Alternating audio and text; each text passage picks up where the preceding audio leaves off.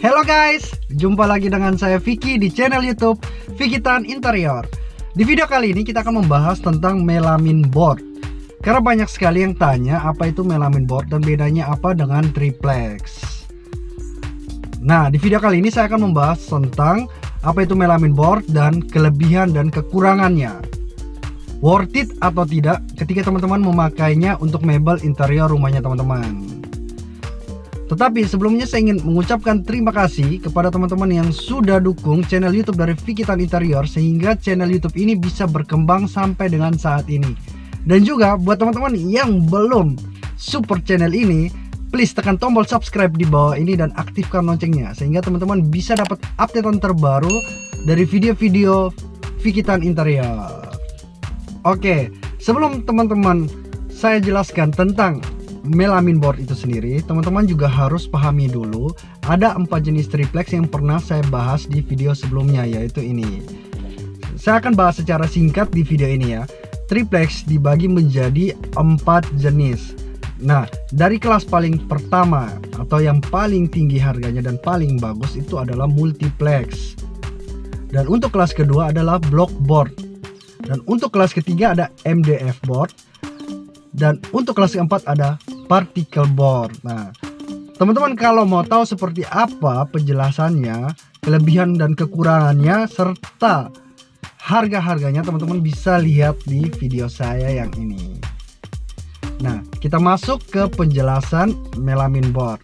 Melamine board itu sebenarnya bentuk kombinasi antara salah satu 4 jenis triplex yang sudah saya bahas di video sebelumnya dengan HPL tetapi versi yang lebih murah. Nah, maksudnya apa? Teman-teman lihat dulu ini contohnya untuk melamine board, teman-teman bisa lihat.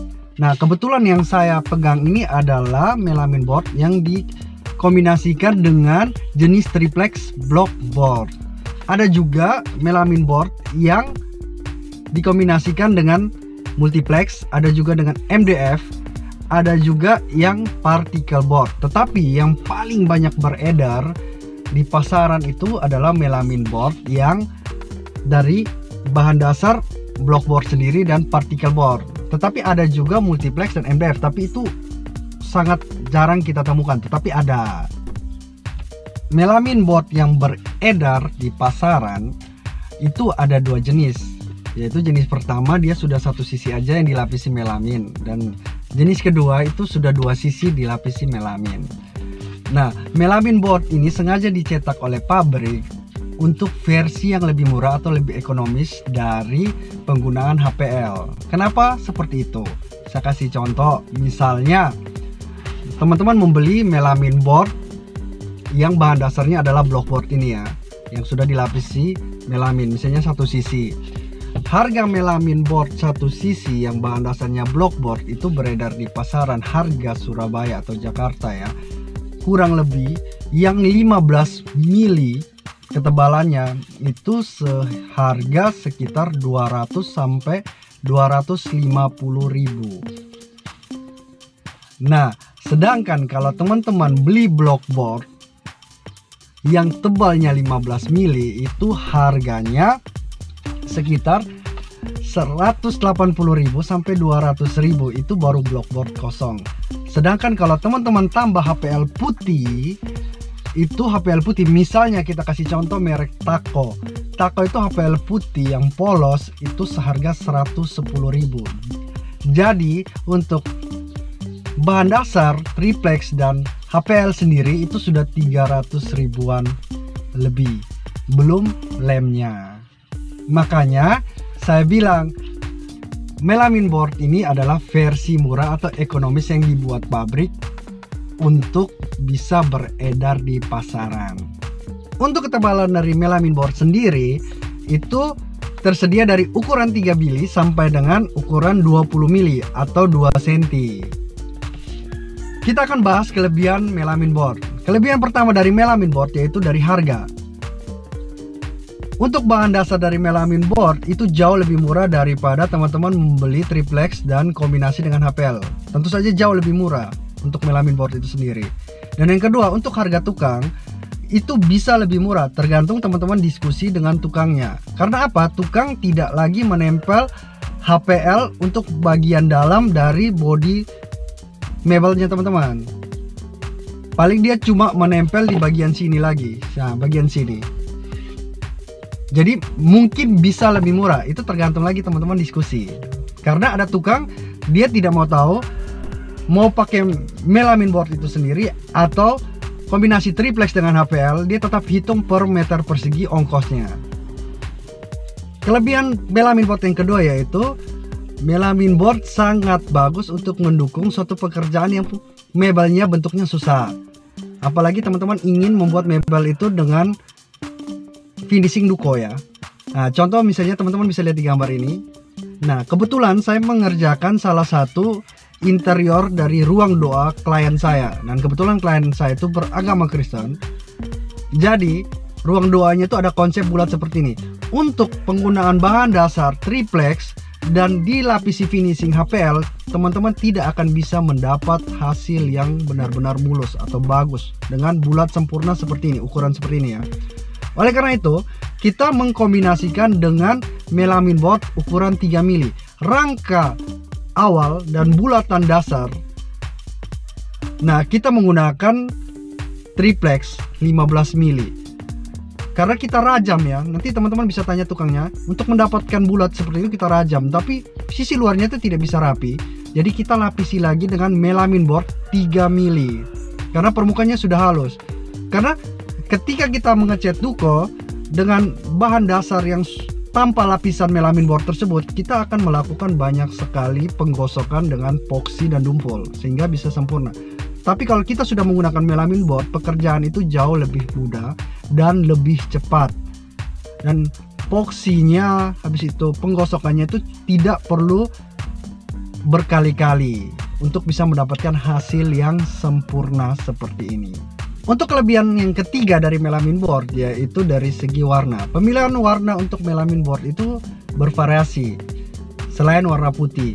Tetapi semua itu adalah warna polos ya, tidak ada yang tekstur kayu seperti HPL. Kelebihan yang keempat yaitu waktu pengerjaan. Ketika teman-teman menggunakan melamin board jauh lebih cepat ketika teman-teman menggunakan triplex yang dikombinasikan dengan HPL. Karena apa? Jumlah HPL yang ditempel terhadap triplex jauh lebih sedikit. Berikut kita akan membahas kelemahan dari melamin board. Kelemahan pertama dari melamin board yaitu dari segi warna. Warna melamin board jauh lebih pucat dari warna pada HPL. Kita ambil contoh sama-sama warna putih Dove ya. Ini warna pada HPL, teman-teman bisa lihat, dan ini warna pada melamin. Teman-teman bisa bandingkan sendiri, warna pada melamin lebih ke arah warna gading. Dan menurut saya jauh kelihatan lebih pucat dan kelihatan lebih kusam. Jadi, ketika teman-teman menggunakan melamin board untuk bodi bagian dalam dari mebelnya teman-teman, menurut saya itu tidak terlalu masalah. Tetapi ketika teman-teman menggunakannya di bodi luar atau tampilan luar, ketika teman-teman menggunakan melamin board, tidak kelihatan semewah ketika teman-teman menggunakan HPL karena terlihat lebih kusam dan lebih pucat. Kelemahan yang kedua yaitu karena melamin board adalah versi ekonomis yang dibuat pabrik untuk menggantikan HPL. Jadi lapisan melamin board itu cenderung sangat tipis. Oleh karena itu, ketika teman-teman tidak sengaja membenturkan benda-benda keras ke permukaan melamin tersebut, lebih gampang bocel atau terkelupas. Kelemahan yang ketiga dari melamin board, karena melamin board itu adalah yang ekonomis dari versi HPL. Ketika teman-teman menggunakan di tampilan luar, baik warna polos ya contohnya, itu tidak akan semewah ketika teman-teman menggunakan HPL. Nah, demikian video penjelasan saya tentang kelebihan dan kelemahan dari melamin board. Bagi teman-teman yang merasa mendapat informasi baru atau informasi saya ini berguna, jangan lupa like video ini dan juga share ke orang-orang di sekitar teman-teman agar mereka juga bisa belajar hal-hal baru seperti yang teman-teman belajar dari video saya ini. Dan juga bagi teman-teman yang mau belajar banyak hal tentang struktur, tentang interior, tentang desain, dan ide-ide desain lainnya, teman-teman bisa buka di channel YouTube saya, yaitu channel YouTube Vicky Tan Interior. Teman-teman bisa lihat di beranda, tetapi kalau di beranda itu hanya menampilkan 13 video terbaru yang saya upload. Teman-teman bisa tekan di menu video, di situ akan menampilkan seluruh video saya, dari video terbaru sampai dengan video terlama yang sudah saya upload. Tetapi teman-teman juga bisa klik di menu playlist. Di situ sudah saya kategorikan sesuai dengan kebutuhan yang mungkin teman-teman butuhkan. Teman-teman bisa lihat sendiri. Itu saya kategorikan sesuai dengan misalnya struktur, tentang desain, tentang plafon, tentang bahan-bahan interior ya. Teman-teman bisa lihat sesuai dengan kebutuhan. Mungkin saja dari situ teman-teman bisa banyak belajar hal-hal baru lainnya. Oke, sampai jumpa di video selanjutnya. Salam Vicky Tan Interior.